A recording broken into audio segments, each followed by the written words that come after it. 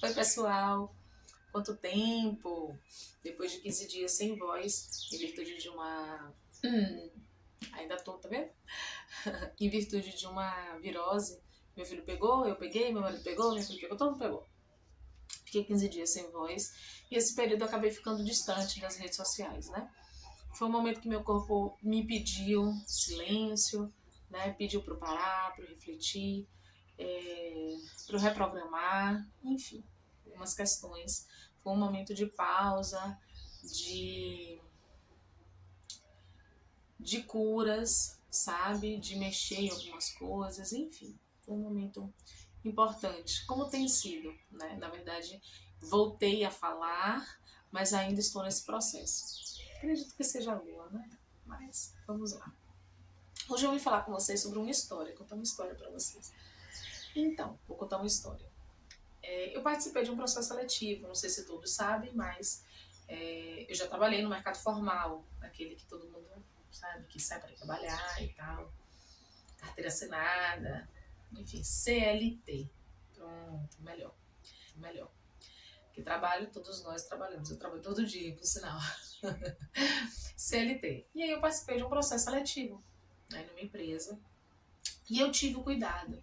Essa parte tive o cuidado de verificar a empresa, né, antes de eu participar do processo seletivo, porque eu acredito que não só a empresa seleciona a pessoa, você também escolhe a empresa que você quer trabalhar, que você quer representar. Afinal de contas, uma vez que você veste a camisa da empresa, você representa a empresa também. Então, a cultura, as diretrizes, o que ela acredita faz parte também, precisa fazer parte da sua cultura, né? Senão fica meio mecânico.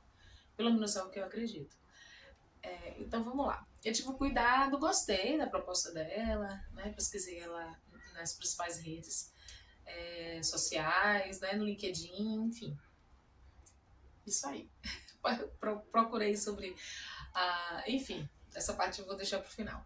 E aí, durante a entrevista, a pessoa que me entrevistou perguntou, obviamente, quantos anos eu tinha, quantos anos eu tenho, se eu sou casada, se eu sou solteira, o que é que meu marido faz. Aí eu falei, não, meu marido trabalha home office, ele é calculista, papapá, falando. Perguntou quantos filhos eu tinha, eu disse que eu tenho dois, uma já faz faculdade, a outra tá agora, com 3 anos e tal. Aí perguntou se ele tava na escolinha, eu disse que sim, né, que tá na escola. E aí me perguntou qual período que tá na escola. Não, ele tá pela manhã. E a pessoa me perguntou assim, caso você seja chamada, né, você já se programou quem vai pegar ele e levar na escola? Aí eu achei, tipo, nada. Apesar de eu saber que ela estava lendo e tinha anotado, eu falei assim, então, meu marido, ele trabalha home office. Né? Ela, então você já se organizou com ele para isso, para ele fazer isso, para ele te dar essa ajuda. Aí ela falou a palavra-chave, para ele te dar essa ajuda. E eu, mais do que automaticamente, falei assim, ajuda? Não, ele é pai, ele é o pai. Aí ela falou assim, a pessoa falou assim, tá, ele é daqueles que bota a mão na massa, né? E eu, com aquele meu ímpeto, esse meu ímpeto, né, de falar, assim, a verdade, de falar, ainda mais coisas que eu acredito, como a questão do feminino, né, do ser mulher, do ser pai, do ser mãe, da responsabilidade de ter filhos. E eu falei assim, mas quando a gente escolhe ser pai e mãe, a gente precisa colocar a mão na massa, né? Independente. Ele é o pai. E aí, naquele momento, eu percebi que eu perdi a vaga. Ela ainda me perguntou algumas coisas, enfim. E o pior, o que me chamou e aí desligou a ligação. Me perguntou algumas coisas mais, né, sobre esse mercado, por eu ser mulher, né, como é que eu via sair de casa, enfim, essas coisas. Deixar o filho pequeno, enfim. nesse momento, eu desliguei a ligação e refleti, né? Fui reviver alguns processos seletivos anteriores. E como foi recorrente a pergunta de pessoas sobre, todas as vezes que sabiam que eu era mãe, perguntavam: quem vai ficar com o seu filho? Né? E aí eu fui ver com o meu marido. Falei: amor, me fala um pouquinho sobre seus processos seletivos, né? Como é que fala? Não, pergunta e tal. E ninguém perguntou ao meu marido quem ia ficar com o filho dele. Sabe? E o que me chamou mais atenção, quem me entrevistou foi uma mulher. Ela aparentemente tinha mais de 40 anos. Não sei se tinha filhos ou não, também não veio ao caso. E o que mais ainda me chamou a atenção, porque quando eu fiz a pesquisa sobre a empresa, a fundadora, sócio-fundadora, né, a sócio-diretora, alguma coisa do tipo, e todas as outras, né, elas falam e tem a voz da empresa dizendo que ela tem perfil, né, e tem interesse de colocar mulheres nas lideranças. Né? E no Dia das Mães ela ainda postou assim: temos 65%, alguma coisa do tipo assim, de mulheres na liderança e 40% são mães. Né? E quanto elas acham importante a visão de uma mãe, né? Por conta de multitarefas que nós sabemos que o papel de uma mãe faz. Né? A mãe, 200, e é uma só. Então, eu fiquei assim tão... Aquilo me doeu, né? Aquilo me doeu quando eu ouvi o tom que ela trouxe, as perguntas que ela fez e foi assim maçante, bem em cima. Aquilo pesou em mim. E eu nunca tinha sentido isso antes. E quando eu desliguei a ligação, eu refleti, né? Por que aquilo tinha me incomodado tanto? O que é que estava... porque o pensamento dela, ok. Mas por que aquilo tinha me doído tanto? Né? O que é que estava doendo em mim que ela conseguiu tocar nesse quesito, né? De mãe, de sair de casa, de organizar, de ter quem ajude. E eu fui refletir sobre isso, né? Obviamente, tive que entrar em contato com outra pessoa para a gente poder dialogar também, falar. E eu fiquei tão entristecida, porque não é que eu seja melhor do que ninguém. E foi como eu falei, eu até entrei em contato com minha mãe no momento. Falei: poxa, mãe, aconteceu isso dessa forma, a pessoa falou assim. Eu fiquei tão incomodada com o questionamento dela, e ela reincidir e eu responder a ela que é o pai, né? E isso é algo recorrente, porque na antiga empresa as pessoas perguntavam assim: com quem fica seus filhos? Com o pai. Aí a pessoa perguntava: mora com o pai? Eu falei: não, por acaso é meu marido.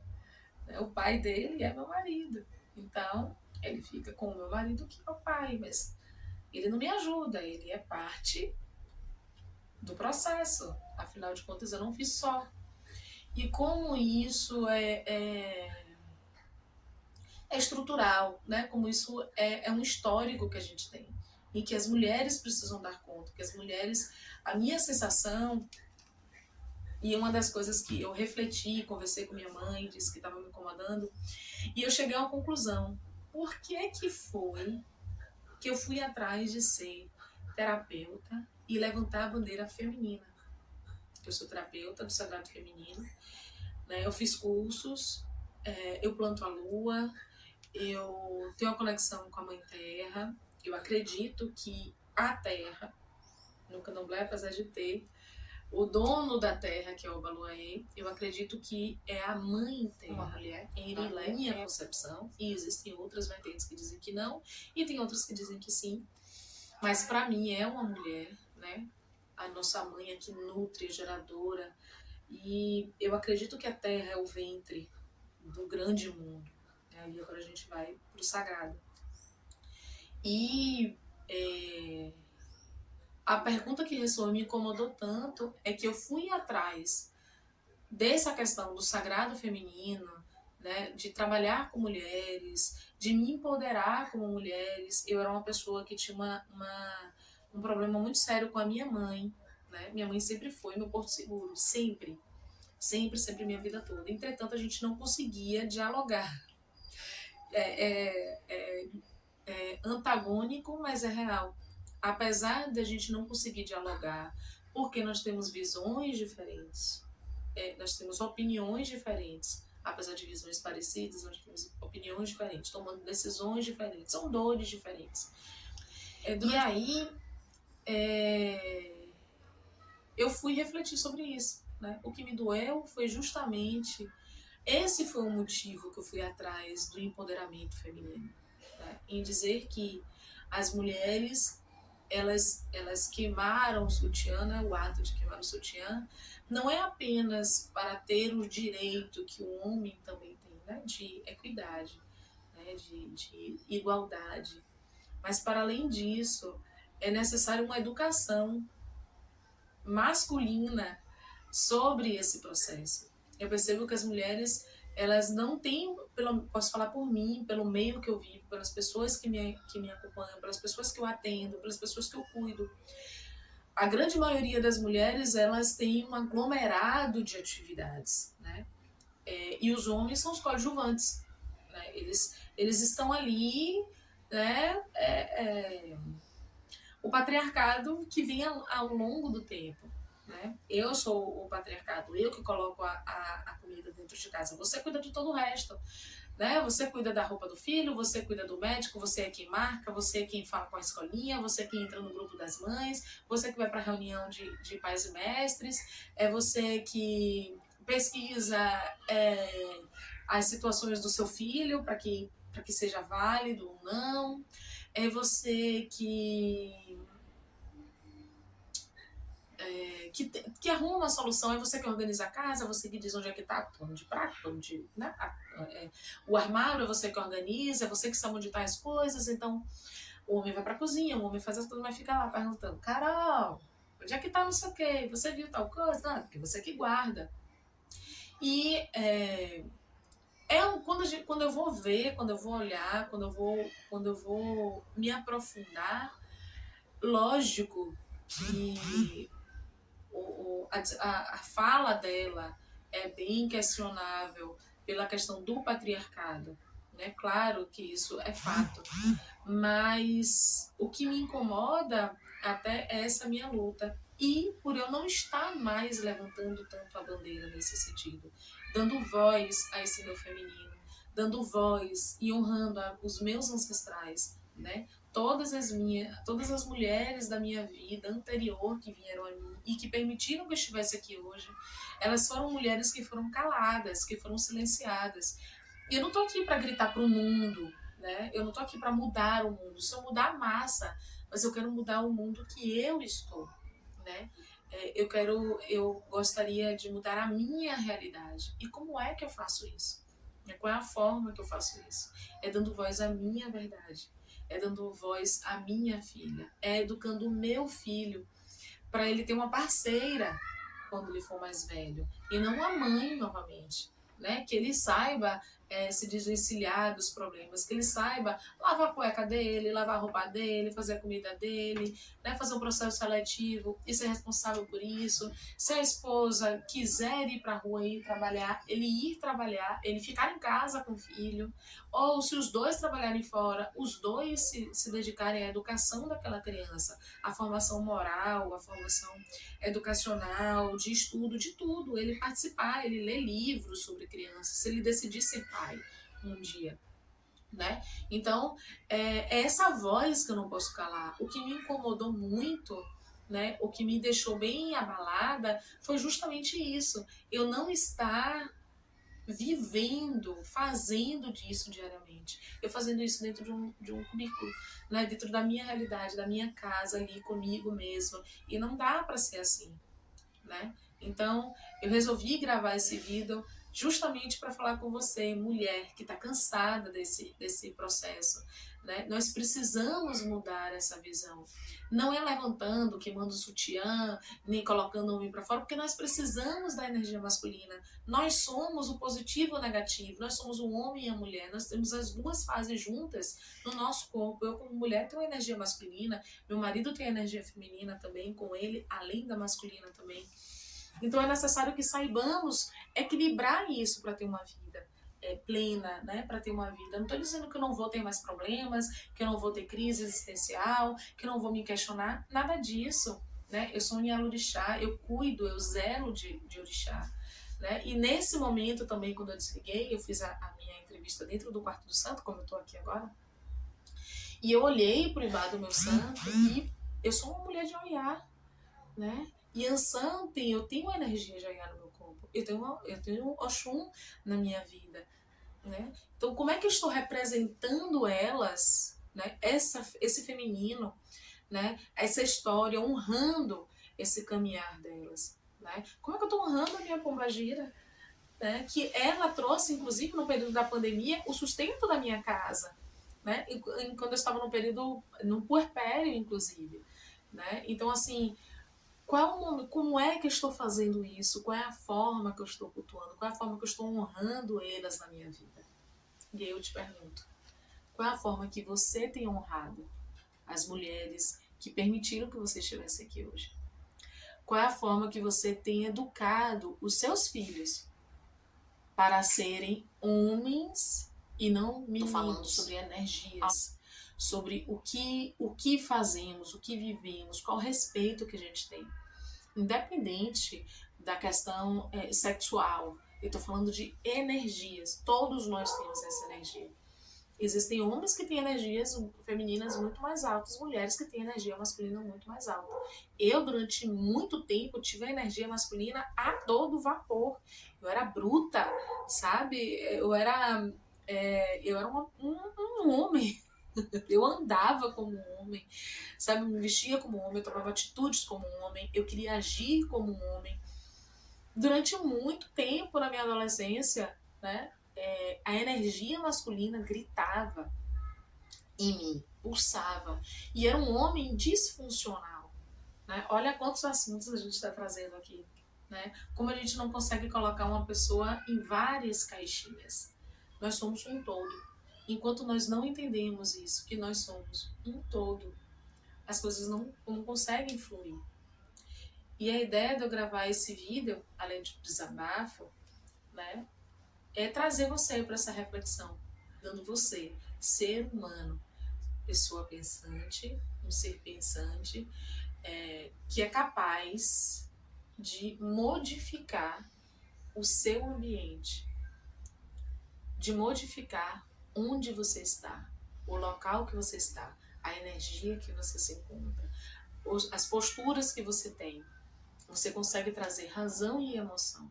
Eu estou convidando você a refletir sobre o seu papel nessa sociedade, sobre o seu papel como mãe, como pai, como amigo, como marido, como esposa, como irmão, como filho, né? Como líder religioso, como professor, como qualquer atuação que você tenha.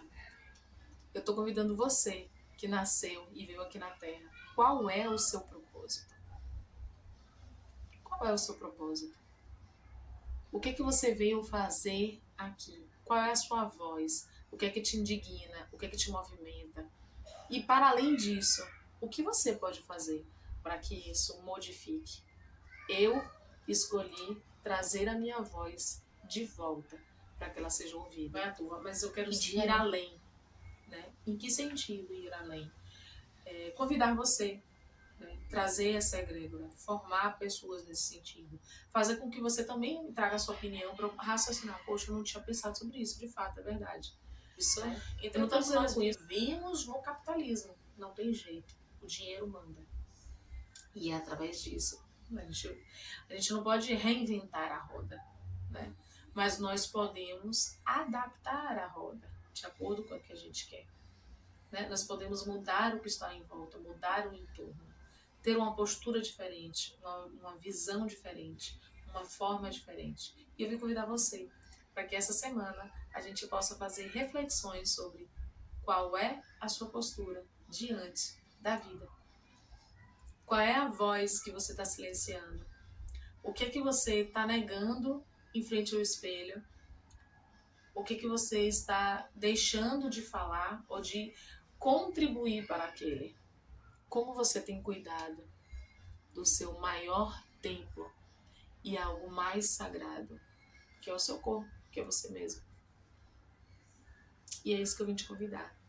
Algo que eu faço diariamente, que eu oriento as pessoas a fazerem, mas que eu tinha me perdido ao longo do caminho. Talvez tenha sido isso que meu corpo tenha pedido para eu parar, né, para eu descobrir. Então, se você gostou desse vídeo, se isso fez refletir, se faz sentido para você, diz aqui para mim, tá? Te espero lá no YouTube. Um grande beijo e até o próximo vídeo.